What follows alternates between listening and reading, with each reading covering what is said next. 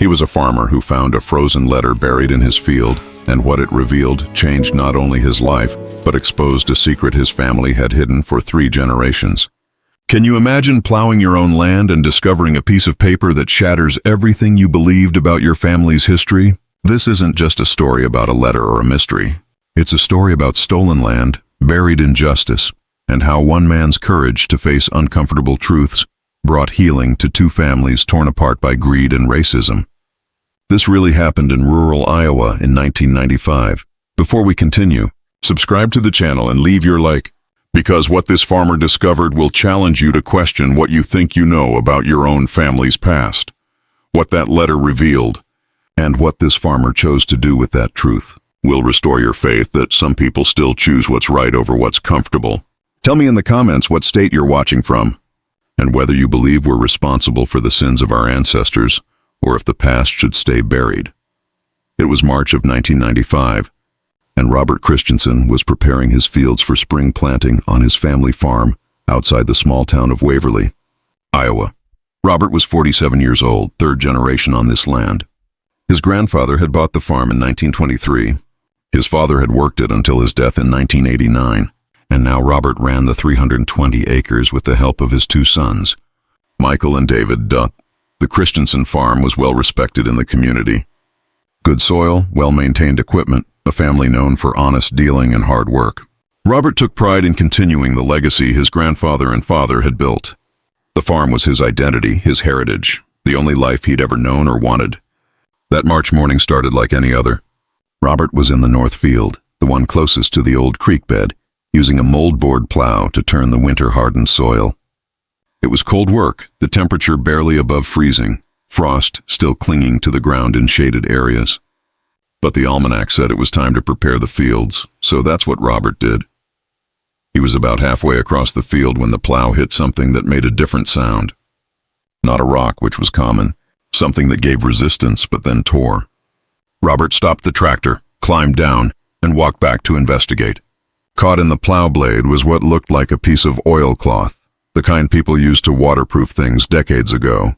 It was dirty, partially rotted, but still intact enough that Robert could see it had been deliberately wrapped around something.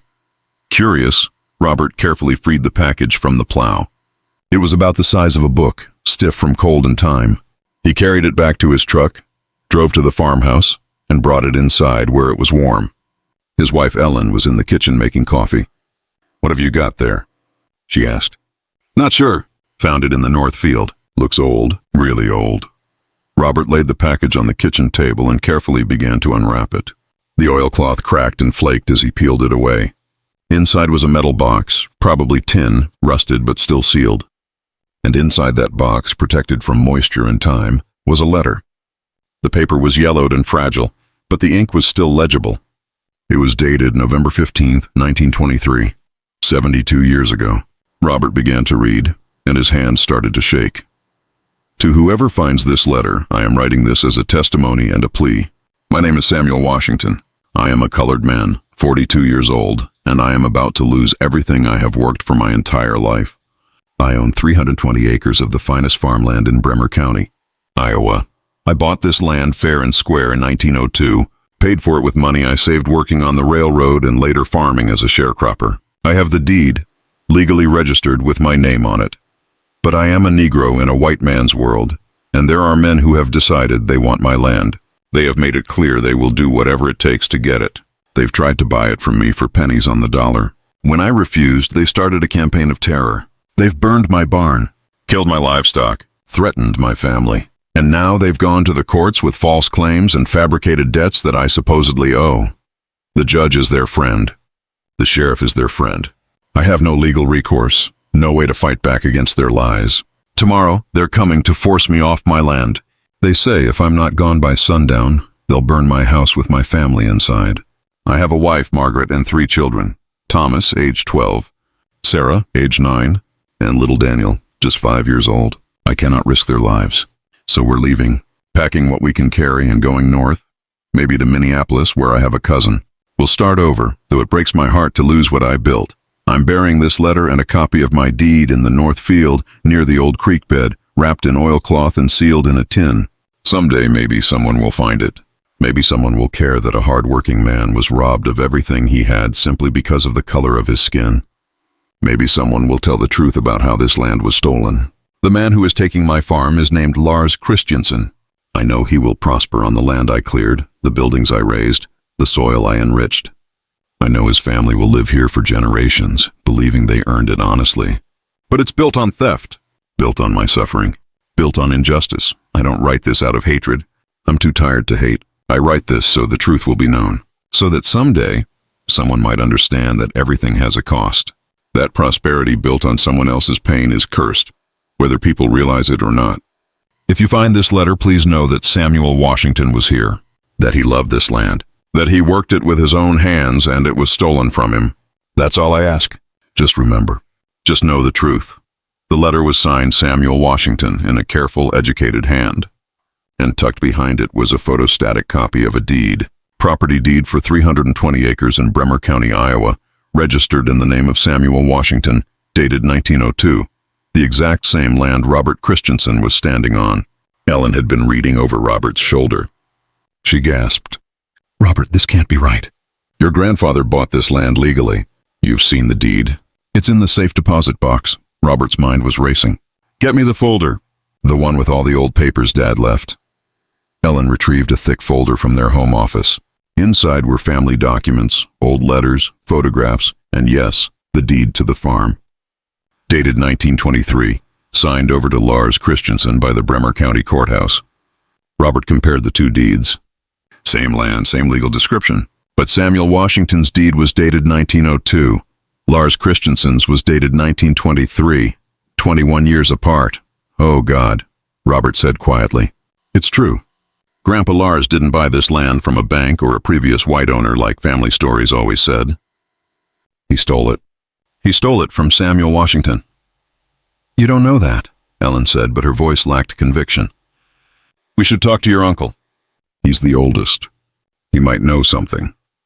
Robert's uncle, Martin Christiansen, was 79 years old, the last surviving child of Lars Christiansen. He lived in a nursing home in Waterloo. Robert drove there that afternoon, the letter and both deeds in a folder on the passenger seat. Martin was in his room, sitting in his wheelchair by the window. His mind was still sharp, though his body was failing. "Robert, what a nice surprise. Don't usually see you on a weekday. Uncle Martin, I need to ask you about Grandpa Lars, about how he got the farm." Martin's smile faded. "Why are you asking about that?" "Because I found something. In the north field.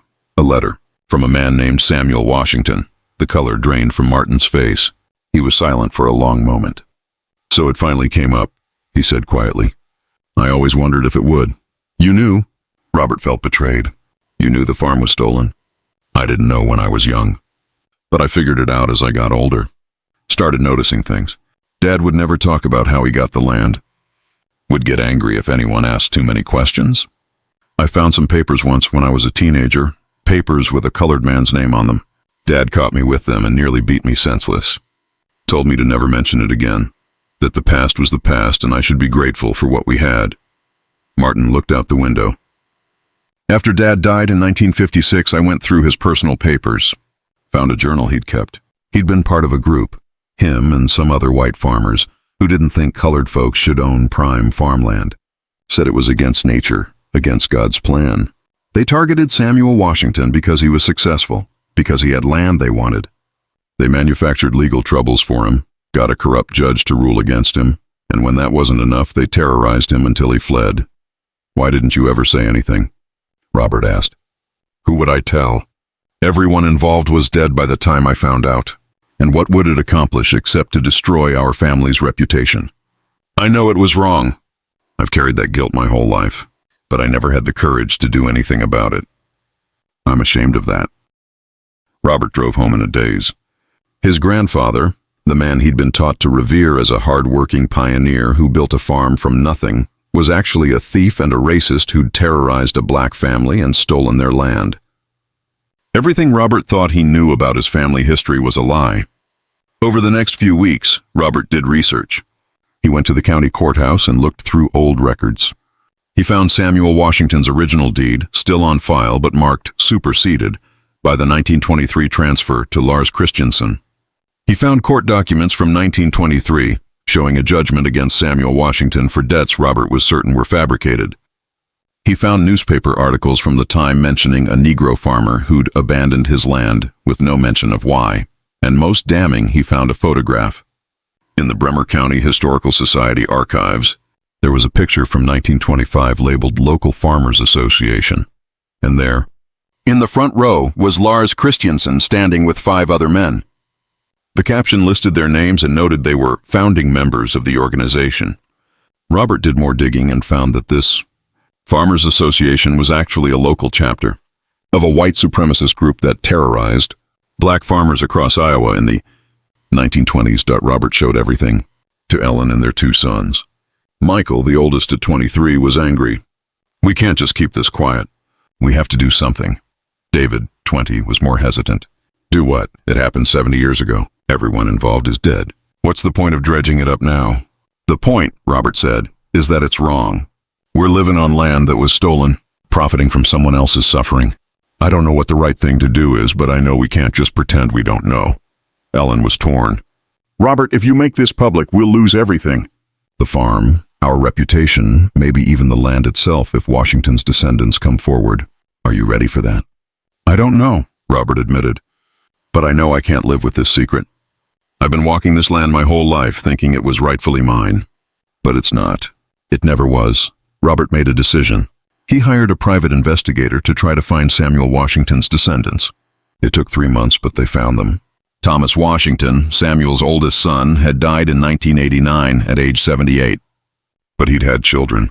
3 daughters, all still living, 1 in Minneapolis, 1 in Chicago, 1 in Los Angeles. The investigator made contact and explained the situation. Did they want to speak with Robert Christiansen? 2 of the daughters said no. They wanted nothing to do with the family that had stolen from their grandfather. But the youngest daughter, Ruth Washington Davis, 67 years old, a retired teacher living in Minneapolis, agreed to talk. Robert called her, his hand shaking as he dialed. "Mrs. Davis, my name is Robert Christiansen. I own a farm in Iowa that used to belong to your grandfather." "I know who you are," Ruth said. Her voice was cool but not hostile. The investigator explained. "You found my grandfather's letter." "Yes, ma'am, and I want to make things right. I don't know how, but I want to try." "Make things right?" Ruth's voice rose slightly.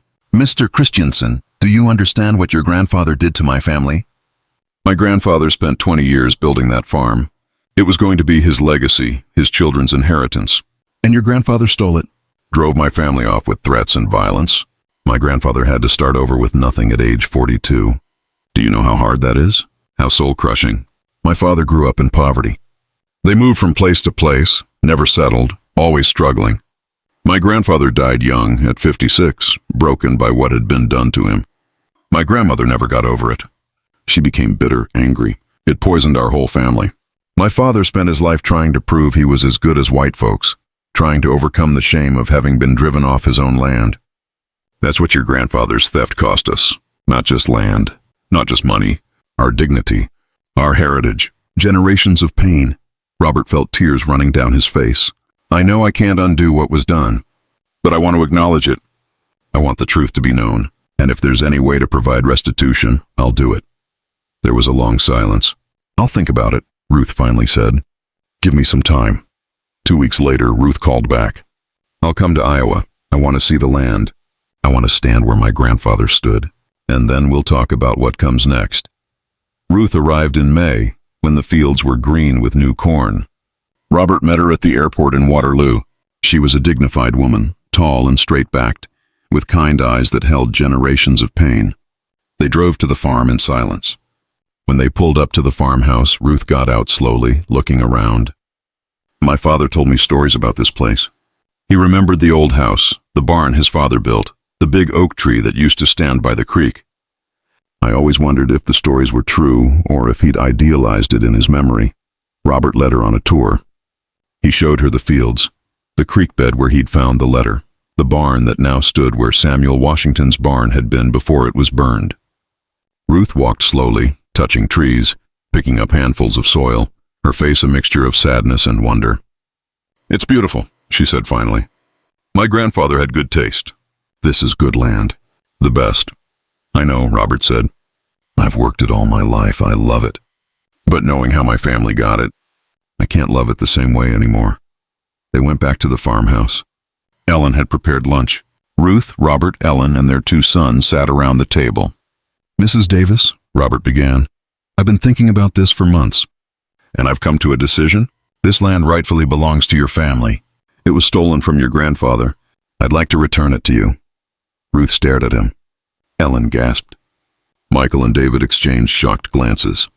"You want to give us the farm?" Ruth asked. "Just like that?" "It's not giving if it was yours to begin with. I'm returning stolen property. I've talked to a lawyer. We can do a land transfer, sign over the deed. You could sell it, keep it, do whatever you want with it.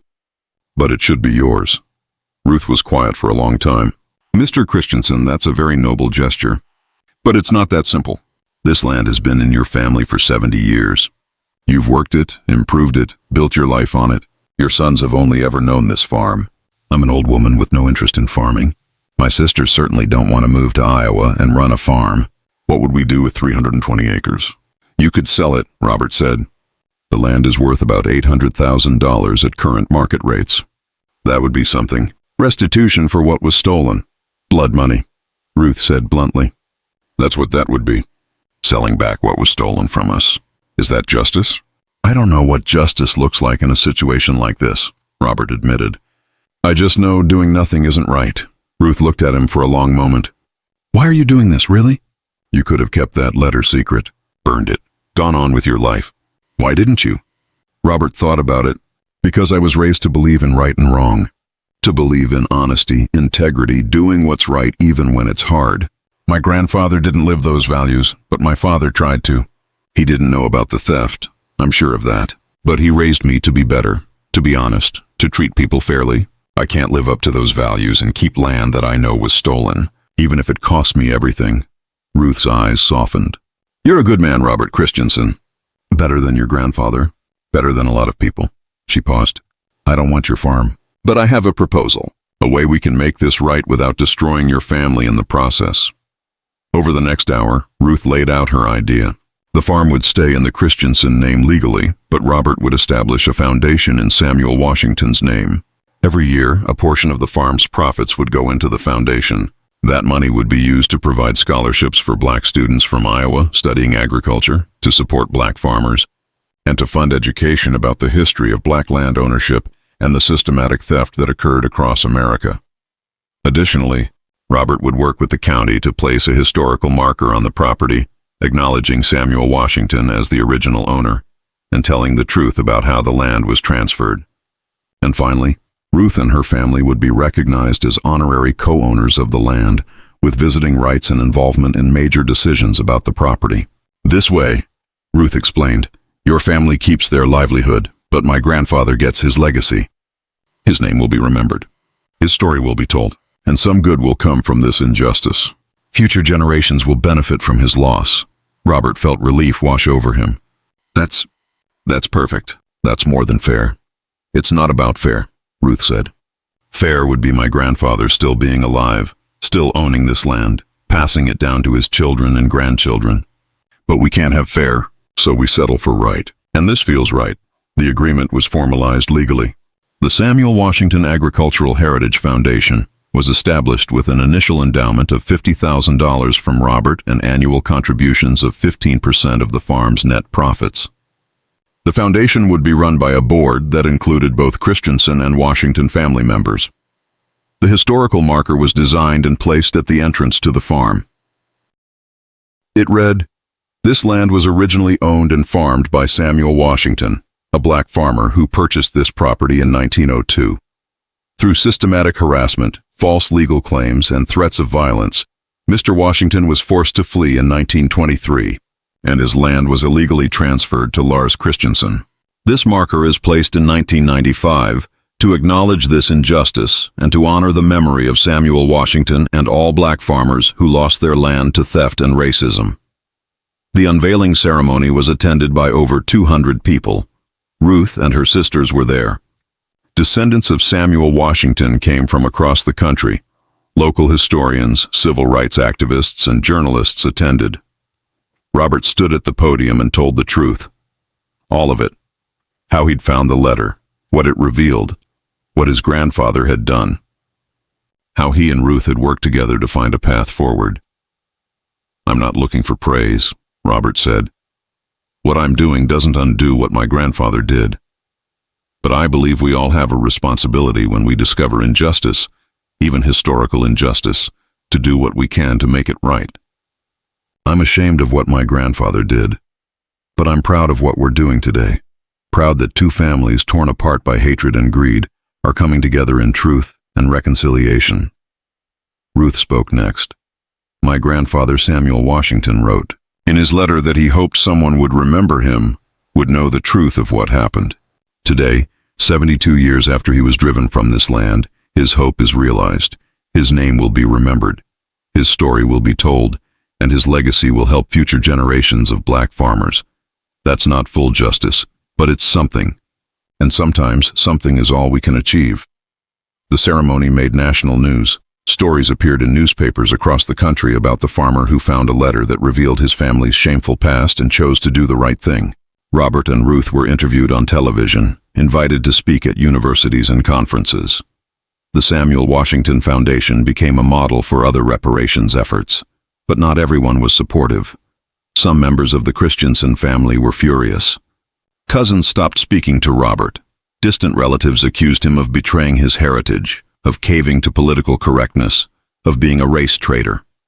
At the local feed store, some other farmers avoided him. There were anonymous letters, some threatening. One night, someone spray-painted "traitor" on his barn. Robert's sons struggled too. Michael, the older one, supported his father's decision, but had to deal with judgment from friends and classmates. David was more conflicted. "I'm proud of you, Dad," he said one night. "But I'm also angry. This is my inheritance, my future, and you've compromised it without really consulting me." "You're right," Robert said. "I should have involved you more in the decision. But David, what would you have had me do? Keep land I know was stolen? Pass that guilt down to you and your children?" "Maybe," David said honestly. "Maybe that would have been easier." "Easier isn't the same as right," Robert replied. Over time, David came around. He got involved with the foundation, started learning about black agricultural history, began to understand the bigger picture of what his father was trying to do. And he met some of the scholarship recipients, young black students who were able to pursue agricultural degrees because of the foundation. That made it real for him in a way nothing else had. The foundation flourished. In its first 10 years, it provided full scholarships to 43 students. It supported 12 black-owned farms with grants for equipment and land purchases. It funded 3 documentaries about black agricultural history, and it created a curriculum about land theft and racism in farming that was adopted by schools across Iowa. Samuel Washington's story became known far beyond Waverly. His letter was displayed in the State Historical Society Museum. His photograph, found by researchers in an old Minneapolis newspaper, was enlarged and hung in the foundation's office. His descendants gathered every year at the farm for a memorial celebration. Ruth Washington Davis became close friends with Robert and Ellen. She visited the farm regularly, walked the fields her grandfather had worked, told stories about her family to anyone who would listen. She co-authored a book with Robert called The Letter in the Field, One Family's Journey from Theft to Reconciliation. The book became required reading in many civil rights and agricultural history courses. When Ruth died in 2010 at age 82, her funeral was held at the Waverly Methodist Church, the same church the Christiansen family had attended for generations. Robert gave the eulogy. "Ruth could have been angry," he said. "She had every right to be. Her family suffered because of what mine did. But she chose grace over bitterness. She chose reconciliation over revenge. She chose to work with me to create something good from something terrible. She was the better person, and I'm honored to have known her." Ruth was buried in the Waverly Cemetery, not far from where Lars Christiansen was buried. Some people thought that was inappropriate, the victim and victimizer in the same ground. But Ruth had requested it. "It's a statement," she'd told Robert before she died, "that we all end up in the same earth eventually, that hate and injustice are temporary, but the land endures, and that reconciliation is possible even between the descendants of those who hurt each other. The farm continues to operate. Michael took it over when Robert retired in 2012. He runs it with the same commitment to the foundation that his father established. David became a lawyer specializing in land rights and indigenous issues, inspired by his family's experience. Robert, now in his 70s, spends his time speaking about reconciliation, teaching about the history of black land ownership, and mentoring young farmers through the foundation. The story of the frozen letter continues to inspire. Every year, school groups visit the farm. Students stand in the north field where Robert found Samuel Washington's letter and imagine what it must have been like to make that discovery. To have your entire understanding of your family history shattered by a piece of paper that had been buried for 7 decades. They learn about Samuel Washington, about the systematic theft of black-owned land that occurred across America, about the courage it took for Robert Christiansen to acknowledge an uncomfortable truth and try to make it right. They learn that history isn't just dates and events, but real people, real injustices, and real opportunities to do better. The historical marker at the farm has become a pilgrimage site. People from across the country visit to take photographs, to leave flowers, to pay respects to Samuel Washington, and to acknowledge the Christiansen family's choice to pursue truth over comfort. It's been featured in documentaries, written about in history textbooks, included in civil rights tours of Iowa. What started as one man finding a letter in a field has become a symbol of what reconciliation can look like when people choose to face uncomfortable truths. Robert often reflects on that March morning in 1995 when his plow blade caught on something in the frozen ground. "I could have ignored it," he says. "Could have thrown away whatever it was without investigating. Could have burned the letter after I read it. Could have kept the secret like my grandfather and father did. But I didn't. And that choice, that one decision to pursue truth no matter the cost, has defined the second half of my life. I won't lie and say it's been easy. I've lost family relationships, lost some respect in my community, made life more complicated for my sons. But I've also gained something invaluable. I can look at myself in the mirror. I can walk my land knowing I've tried to make right a terrible wrong.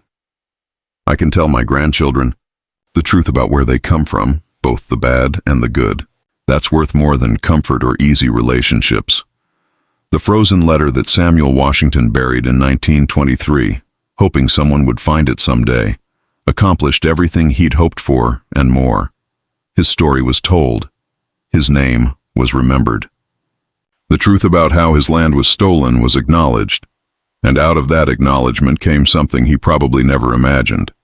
Reconciliation between the families, restitution in the form of the foundation, and education that has changed how thousands of people think about agricultural history and racial justice. Samuel Washington wrote that he was too tired to hate.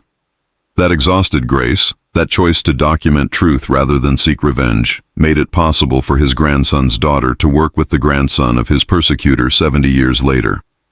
If he'd written a letter full of curses and calls for vengeance, it would have been understandable, but probably counterproductive. Instead, he wrote with dignity, with sadness, with a simple request: remember me, know the truth. And that made all the difference. Robert often thinks about Samuel Washington, this man he never met but whose life is now intertwined with his own. He wonders what Samuel would think of the farm now. Would he be happy that his story is being told? Would he approve of the foundation? Would he be pleased that black students are studying agriculture because of scholarships bearing his name? Robert likes to think so. He likes to imagine Samuel watching from wherever the dead go, satisfied that his letter accomplished its purpose, that the truth finally came to light. There's a photograph in the foundation office that means a lot to Robert. It was taken at that first ceremony in 1995. It shows Robert and Ruth standing together in front of the historical marker, both smiling despite the tears on their faces, their hands clasped. Behind them you can see the farmhouse, the fields, the land that Samuel Washington cleared, and Lars Christiansen stole, and Robert Christiansen tried to redeem. That photograph represents the best of what humans can be. Not perfect, because perfect would be the theft never happening, but persistent, honest. willing to face uncomfortable truths and do the hard work of making amends, willing to build bridges across generations of hurt, willing to choose what's right over what's easy. Under that photograph is a quote from Samuel Washington's letter. "I write this so the truth will be known, so that someday someone might understand that everything has a cost." Robert added his own quote below it. And some of us, when we finally understand the cost, choose to try to pay it. That's the legacy of the frozen letter. That's what happens when someone buries the truth, and someone else finds it and has the courage to act on it. That's what reconciliation can look like when people choose it. Not erasure of the past, not pretending it didn't happen, but acknowledgement, amends, and a commitment to do better going forward. The farmland that Samuel Washington loved, that Lars Christiansen stole, that Robert Christiansen worked without knowing its true history, continues to produce. Corn and soybeans grow in those fields, fed by the same rich soil that Samuel Washington recognized as special over a century ago. The land remembers nothing of the human drama played out on its surface. It simply exists, fertile and patient, waiting for whoever will work it next. But the humans remember. They remember Samuel Washington. They remember his letter, frozen in the ground for 70 years, waiting to be found. They remember Robert Christiansen's choice to tell the truth even when it cost him. They remember Ruth Washington Davis's grace in working toward reconciliation rather than revenge. And they remember that sometimes the most important discoveries aren't gold or treasure, but truth. And sometimes the most heroic acts aren't dramatic rescues or grand gestures, but simply choosing to do the right thing when the right thing is hard. The letter is preserved now in a climate-controlled display at the State Historical Society in Des Moines. Thousands of people have read Samuel Washington's careful handwriting, felt the weight of his words, understood the pain he was in when he wrote them. But the real legacy isn't the paper and ink. It's what that letter set in motion. The truth it revealed, the reconciliation it enabled, the foundation it inspired, the stories it continues to tell. Samuel Washington ended his letter by asking simply to be remembered, for the truth to be known. His wish has been granted beyond anything he could have imagined. His name will live on for generations through the foundation. His story will be told in classrooms and books and documentaries. His great-great-grandchildren know who he was, what he accomplished, what was stolen from him, and how truth eventually prevailed. That's a legacy anyone would be proud of. Not the one he wanted, which was to pass his farm down to his children and die old on the land he loved. But the one he got, which is perhaps more powerful, to be a symbol of truth, persistence, and the ultimate triumph of justice, even when it takes 70 years. And Robert Christiansen, he'll be remembered too. Not as the man who owned a successful farm, which is probably how he thought he'd be remembered before he found that letter, but as the man who had the courage to face an uncomfortable truth about his family and do something about it. As the man who chose justice over comfort, truth over ease, reconciliation over denial. That's a legacy worth having. That's a story worth telling. The frozen letter in the field changed Robert Christiansen's life forever. But more than that, it changed how he understood his life, his family, his responsibilities. It turned him from a man who was simply continuing a legacy into a man who was consciously choosing what that legacy would mean. And in making that choice, in pursuing truth and reconciliation, he became part of something bigger than himself, bigger than his farm, his family, his town.